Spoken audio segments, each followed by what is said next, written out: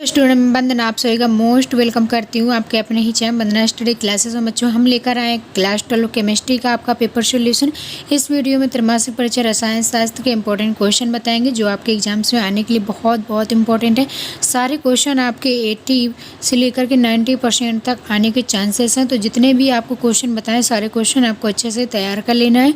अगर आप चाहें तो नोटबुक में आप लिख करके अच्छे से तैयार कर लीजिए। ये पेपर आपका मंडे का, संडे का आपके पास टाइम है, पूरा आप अच्छे से तैयार कर लीजिए। 90% तक ये पेपर आने के आपके चांसेस हैं।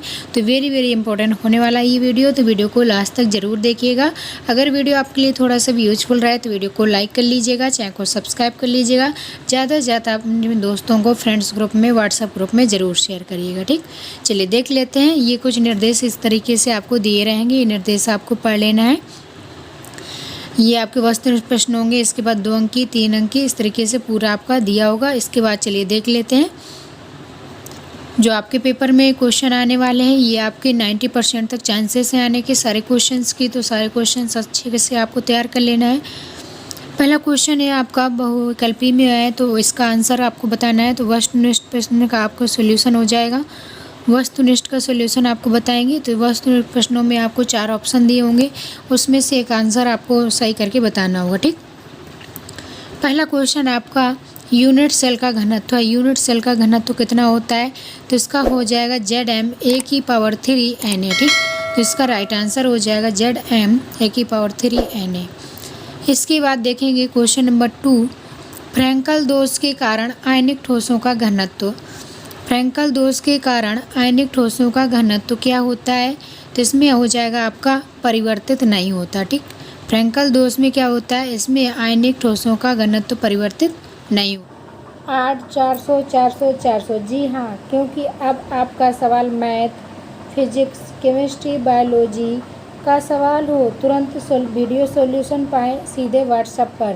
फ़ोन पर डाउट नट का 8 400 400 नंबर सेव कर लीजिए, उसमें चैट ओपन कर लीजिए, फिर जो भी आपके डाउट हो उसकी फ़ोटो खींचें, क्रॉप करें, 5 सेकेंड में उसका सॉल्यूशन मिल जाएगा। फॉर क्लास 6 से 12 IIT JEE mains and advance NEET सभी स्टेट बोर्ड के बच्चों के लिए अभी जाइए अपने व्हाट्सएप पर 8 400 400 व्हाट्सएप कीजिए और उन्हें आउट कीजिए। लिंक नहीं होता है। अगर बच्चों इसका पूरा आपको PDF चाहिए तो PDF आपको हमारी साइट पर मिलेगी vandanaclasses.com, vandanaclasses.com। गूगल पर सर्च करिएगा, वहाँ आपको फुल PDF मिल जाएगी सॉल्यूशन की। वहाँ आप डाउनलोड भी कर सकते हैं और आराम से लिख भी सकते हैं। ठीक, तो ये पूरी आपको PDF मिल जाएगी। चलिए अब देख लेते हैं क्वेश्चन नंबर 3, विद्युत का सबसे अच्छा सुचालक है। विद्युत का सबसे अच्छा सुचालक क्या होता है? ग्रेफाइट। तो इसका आंसर आपका हो जाएगा ग्रेफाइट। आपको अच्छे से तैयार कर लेना है। नेक्स्ट क्वेश्चन है आपका NaCl में किस प्रकार का बिंदु दोष पाया जाता है? NaCl में आपका किस प्रकार का बिंदु दोष पाया जाता है? तो इसमें हो जाएगा शॉर्टकी दोष। ठीक, तो शॉर्टकी दोष आपको तैयार कर लेना है। नेक्स्ट क्वेश्चन है 5 नंबर, हीरा है एक। हीरा क्या है? ये आपका संयोजक ठोस है, तो इसका संयोजक ठोस आपका आंसर हो जाएगा। नेक्स्ट आपका देखेंगे क्वेश्चन नंबर 6, काया केंद्रित घनी जालक की समन्वय संख्या होती है। काया केंद्रित घनी जालक की समन्वय संख्या कितनी होती है? तो इसका आंसर हो जाएगा 8 होती है। ठीक, नेक्स्ट क्वेश्चन बच्चों देखेंगे question number 7, caesium chloride crystal की अंतरा आणविक दूरी होती है। सीजियम क्लोराइड की क्रिस्टल की अंतरा आणविक दूरी कितनी होती है? तो ये हो जाएगा √39/2। ठीक, ये आंसर सारे आपको अच्छे से तैयार कर लेना है। ये आंसर आपके बहुत बहुत क्वेश्चन आने के चांसेस हैं। तो बच्चों आपके मान लीजिए कि 80 से 90% तक चांसेस हैं ये सारे क्वेश्चन आने के। तो पूरे क्वेश्चन आपको अच्छे से तैयार कर लेना है, नोट आउट कर लेना है। अगर बच्चों आपने अभी तक हमारा टेलीग्राम ग्रुप ज्वाइन नहीं किया तो टेलीग्राम ग्रुप ज़रूर ज्वाइन कर लें। काफ़ी बच्चों ने हमारा टेलीग्राम ग्रुप ज्वाइन कर लिया है। अगर आपने अभी तक नहीं किया है तो वंदना स्टडी क्लासेस के नाम से हमारा टेलीग्राम ग्रुप बना हुआ है। वहाँ भी हम सॉल्यूशन की पूरी PDF भेज देते हैं, तो वहाँ से भी आपको पूरी PDF ये मिल जाएगी। ठीक, नेक्स्ट क्वेश्चन है क्वेश्चन नंबर 8, शुष्क बर्फ है। ठीक, तो शुष्क बर्फ कौन सी है? तो इसका हो जाएगा आणविक क्रिस्टल है। ठीक, नेक्स्ट क्वेश्चन देखेंगे क्वेश्चन नंबर 9, क्रिस्टल में चालकता उत्पन्न करने हेतु अशुद्धि मिलाने की क्रिया कहलाती है। क्रिस्टल में चालकता उत्पन्न करने हेतु अशुद्धि जो मिलाई जाती है, इस क्रिया को क्या कहते हैं? इस क्रिया को डोपिंग कहा जाता है। ठीक, तो डोपिंग आपका क्या है? किसी क्रिस्टल में चालकता उत्पन्न करने के लिए अशुद्धियाँ मिला देना ही आपका डोपिंग कहलाता है। ठीक बच्चों, नेक्स्ट क्वेश्चन देखेंगे, क्वेश्चन नंबर 10। समचतुष्फलक सममिति के लिए त्रिज्या अनुपात की सीमा है। ठीक, तो आपको क्या बताना है? समचतुष्फलक सममिति के लिए त्रिज्या अनुपात का सीमा कितना होता है? ये हो जाएगा 0.225। ठीक, इसके बाद देखेंगे NaCl क्रिस्टल की संरचना है। NaCl जो होता है, इसकी क्रिस्टल की संरचना कैसी होती है? तो इसकी संरचना आपको बता देना घनी होती है। ठीक, तो इसका आंसर हो जाएगा घनी होती है, घन के आकार की इस तरीके से। ठीक, कुछ इस तरीके से आपका जो घन बनता है उसी तरीके से आपकी NaCl की संरचना होती है। नेक्स्ट आपको देखेंगे क्वेश्चन नंबर 12। ब्रेक समीकरण लिखिए। ठीक, तो ब्रेक समीकरण आपका क्या होता है? n लैम्डा बराबर 2d sin थीटा। ठीक, तो ये आपको तैयार कर लेना है लिखकर अच्छे से। इसके बाद देखेंगे नेक्स्ट क्वेश्चन है आपका 13। धात्विक क्रिस्टल के 2 उदाहरण लिखिए। धात्विक क्रिस्टल के 2 उदाहरण आपको बताने, पहला हो जाए कांपर और नीलकौन, आपको 2 उदाहरण दे देना है। नेक्स्ट क्वेश्चन है आपका 14। किस प्रकार के ठोस विद्युत चालक आघातवर्धनी और तन्य होते हैं? ठीक, किस प्रकार के ठोस विद्युत चालक और आघातवर्धनी तन्य होते हैं? ठीक, तो इसका आंसर हो जाएगा आपका धात्विक चालक। ये बच्चों इस तरीके से क्वेश्चन थे। चलिए इसके आगे और देख लेते हैं। जो देखेंगे 2 अंकी, 3 अंकी, 4 अंकी सारे क्वेश्चन आपको सॉल्यूशन सहित मिलेंगे, तो बस वीडियो में लास्ट तक बने रहिएगा। अगर वीडियो पसंद आए तो वीडियो को लाइक ज़रूर कर लीजिएगा, चैनल को सब्सक्राइब कर लीजिएगा, ज़्यादा से ज़्यादा अपने फ्रेंड्स ग्रुप में ज़रूर शेयर करिएगा। ठीक, तो चलिए बच्चों नेक्स्ट क्वेश्चन है आपका 5 नंबर का। राउल्ट का नियम क्या है?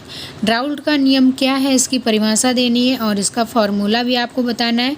तो राउल्ट का नियम क्या होता है? राउल्ट के नियम के अनुसार किसी विलायक में अवाष्पशील विलेय मिलाने पर प्राप्त विलयन के वाष्प पदार्थ का अपेक्षित अवनमन उसमें विद्यमान विलेय पदार्थ के मोल प्रभाज के बराबर होता है। ठीक, इस तरीके से पूरी परिभाषा और ये फॉर्मूला आपको बता देना है। P0 माइनस PS, P0 बराबर small n by small n plus capital N। ठीक, इस तरीके से पूरा फार्मूला हो जाएगा आपका। परिभाषा आपको लिख देना है। किसी विलायक में अवाष्पशील विलेय मिलाए जाने पर विलयन के वाष्प पदार्थ का अपेक्षित अवनमन उसमें विद्यमान विलेय पदार्थ के मोल प्रभाज के बराबर हो जाएगा। इस तरीके से ये फॉर्मूला आपको लिख देना है। इसके बाद आपको बच्चों बता दें कि आपका P0 PS क्रमशः क्या है, N और कैपिटल N क्या है। तो P0 और PS जो हैं ये आपके विलायक तथा विलयन के आपके वाष्प दाब हैं। ये विलायक और विलयन के वाष्प दाब हैं। ठीक, इसके बाद आपका जो स्मॉल n कैपिटल N है ये आपके विलेय और विलायक के अणुओं की संख्या है। ठीक, तो ये n और कैपिटल N आपकी क्या है? विलेय तथा विलायक के अणुओं की संख्या है। इस तरीके से आपको पूरा तैयार कर लेना है। यदि विलयन बच्चों ज़्यादा तनु हो, अति तनु हो, पतला हो तो उसके लिए फॉर्मूला बन जाता है स्मॉल n का मान कैपिटल N की अपेक्षा बहुत कम हो जाता है, यानी कि स्मॉल n का मान लगभग बहुत कम हो जाता है कैपिटल N की अपेक्षा। ठीक, तो इस तरीके से आप लिख सकते हैं। इसके बाद फार्मूला बन जाता है आपका P0 minus PS upon P0 बराबर small n upon capital N। ठीक, तो इस तरीके से पूरा आपको ये फॉर्मूला सहित लिख लेना है। ठीक, इसके बाद आपका नेक्स्ट क्वेश्चन है लैंथेनाइड तथा एक्टिनाइड में अंतर बताइए। लैंथेनाइड और एक्टिनाइड में क्या डिफरेंस होता है, दोनों में अंतर बताना है। तो इसमें देखेंगे पहले आपको एक तरफ लैंथेनाइड लिख लेना है और एक तरफ एक्टिनाइड लिख लेना है, दोनों में डिफरेंस बताना है दोनों में। तो चलिए देख लेते हैं। लैंथेनाइड क्या होते हैं बच्चों? इस श्रेणी के तत्वों का अंतिम इलेक्ट्रॉन 4f कक्षक में प्रवेश करता है। ठीक, जो इस श्रेणी के तत्व होते हैं इनका अंतिम इलेक्ट्रॉन कहाँ प्रवेश करता है? 4f कक्षक में प्रवेश करता है। और जो आपके एक्टिनाइड होते हैं इनके जो इलेक्ट्रॉन होता है ये आपका 5f कक्षक में प्रवेश करता है। ठीक, दोनों में एक डिफरेंस हो गया। इसके बाद डिफरेंस 2 देखेंगे। 4f के इलेक्ट्रॉनों की बंधन ऊर्जा तुलनात्मक रूप से कम होती है। ठीक, जो 4f उपकोष में आपके इलेक्ट्रॉन होते हैं इनकी बंधन ऊर्जा तुलनात्मक रूप से कम होती है। 5f के इलेक्ट्रॉनों की बंधन ऊर्जा 4f की इलेक्ट्रॉनों की तुलना में अधिक होती है। ठीक, तो 4f से थोड़ा सा अधिक होती है 5f की। ठीक, इस तरीके से 2 डिफरेंस हो गए। इसके बाद नेक्स्ट पॉइंट लिखना है, थर्ड पॉइंट। इसमें 4f इलेक्ट्रॉनों के लिए परीक्षण प्रभाव अधिक प्रभावशाली होता है, प्रभावी होता है। इसके बाद आपको लिखना है लेंथ एक्टिनाइड में 5f इलेक्ट्रॉन के लिए परीक्षण प्रभाव 4f से की तुलना में कम होता है। ठीक, नेक्स्ट पॉइंट आपको लिखना है, तैयार कर लेना है। संकर यौगिक बनाने की प्रवृत्ति इन तत्वों की बहुत कम होती है। जो आपके लेंथेनाइड होते हैं इनकी आपके संकर तत्व बनाने की क्षमता बहुत कम होती है, लेकिन जो आपके एक्टिनाइड होते हैं इन तत्वों की संकर यौगिक बनाने की प्रवृत्ति बहुत ज़्यादा होती है।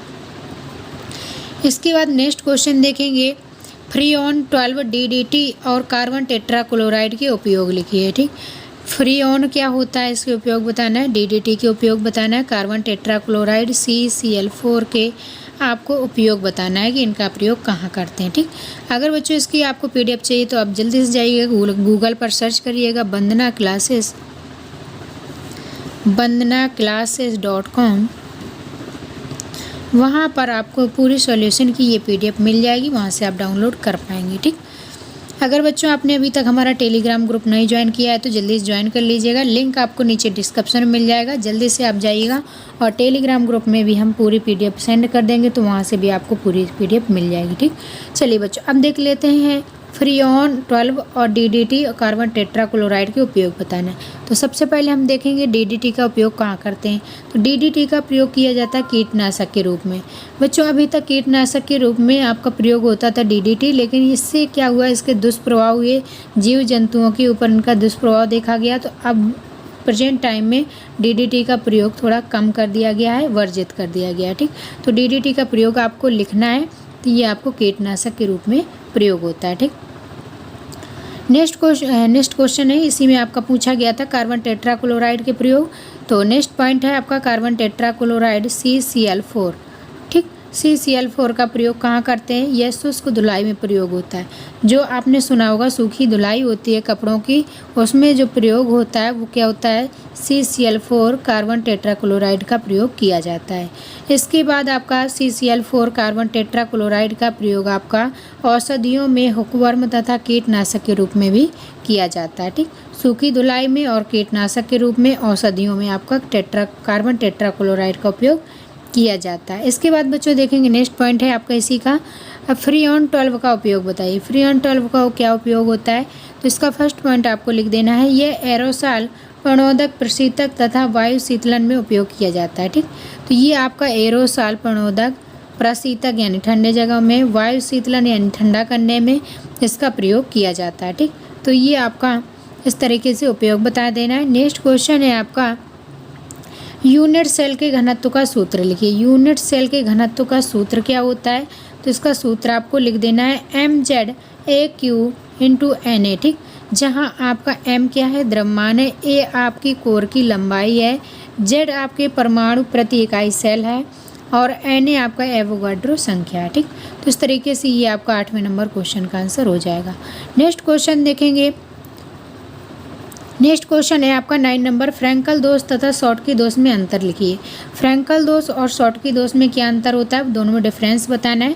तो बच्चों वेरी इंपॉर्टेंट है, इसको तैयार कर लेना है। ये आपके प्री बोर्ड एग्जाम के लिए भी वेरी इंपॉर्टेंट है और आपके बोर्ड एग्जाम के लिए भी वेरी इंपॉर्टेंट है।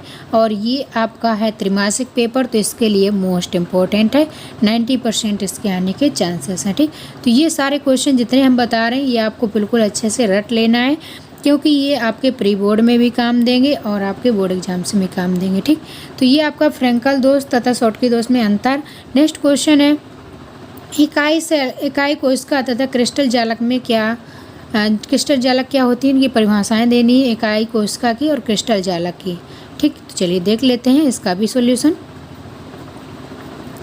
हाँ चलिए अब देखते हैं शॉर्टकी दोष और फ्रैंकल दोष में क्या अंतर होता है। ठीक, शॉर्टकी दोष क्या होता है बच्चों, एक तरफ शॉर्टकी दोष एक तरफ फ्रैंकल दोष आपको लिख लेना है, पूरा तैयार कर लेना है। तो आपका शॉर्टकी दोष होता है, यह परमाणु अथवा आयनों के अपने सामान्य क्रिस्टल स्थलों से विलुप्त होने के कारण उत्पन्न होते हैं। तो तो इसमें क्या होता है बच्चों, जब कोई परमाणु अपने स्थान से क्या होता है, विलुप्त हो जाता है, बिल्कुल गायब हो जाता है, वहाँ आपका रिक्त स्थान खाली रह जाता है, तो वो आपका ये जो रिक्त स्थान होता है ये आपका शॉटकी दोष कहलाता है। ठीक, इसके बाद आपका जो फ्रैंकल दोष होता है ये तब उत्पन्न होता है जब कुछ परमाणु अथवा आयन अपने सामान्य स्थल से विस्थापित होकर अंतराकाशीय स्थलों में अध्याकर्षित हो जाते हैं। ठीक, तो इसमें क्या होता है कि जब कोई एक प्रोटॉन या आपका परमाणु आयन एक स्थान से विस्थापित होकर दूसरे स्थान में पहुंच जाता है, तो ये आपका विस्थापन जो एक जगह से दूसरे जगह में अंतराकाशीय जगह छोड़कर अपने स्थल में अध्यासित हो जाता है, एक जगह से दूसरी जगह में आपका आके रुक जाता है, तो ये आपका फ्रैंकल दोष कहलाता है। और शॉटकी दोष में क्या होता है, ये अपनी जगह से ही गायब हो जाता है। ठीक, वहाँ ब्लैंक बचता है, वो शॉटकी दोष होता है। और जब परमाणु अपनी जगह से दूसरी जगह में शिफ्ट हो जाता है तो वो आपका फ्रैंकल दोष कहलाता है। ठीक, तो पहला पॉइंट आपको इस तरीके से लिख लेना है, तैयार कर लेना है।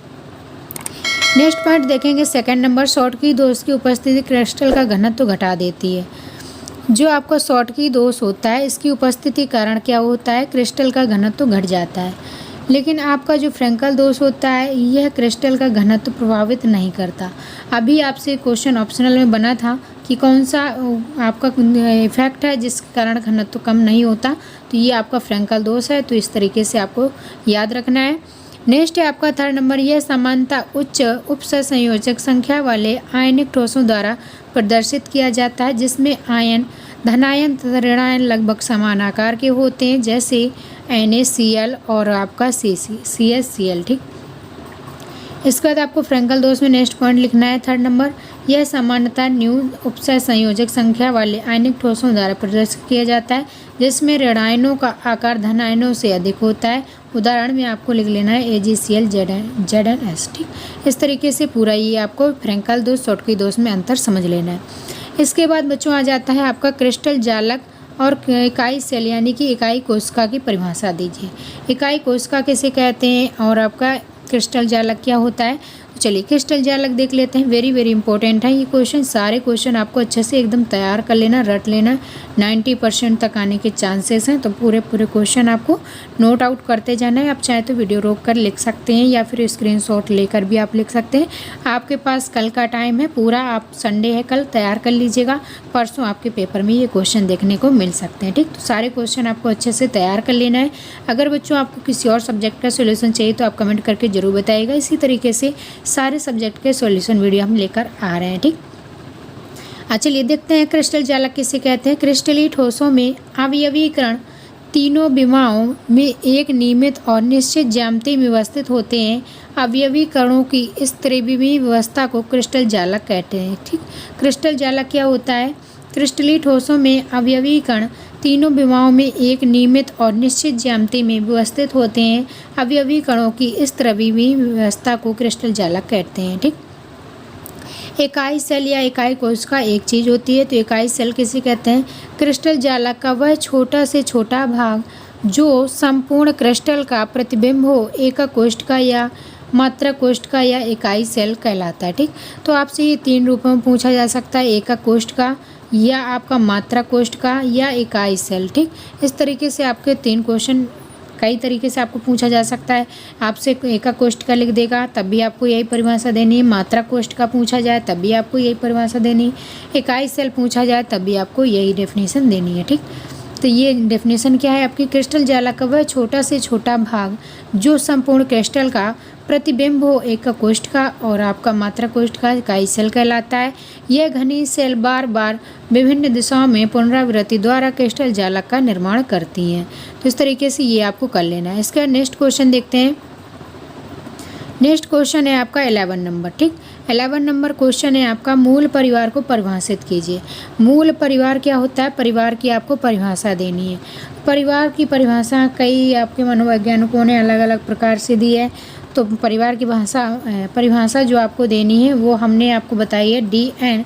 मजूमदार के अनुसार।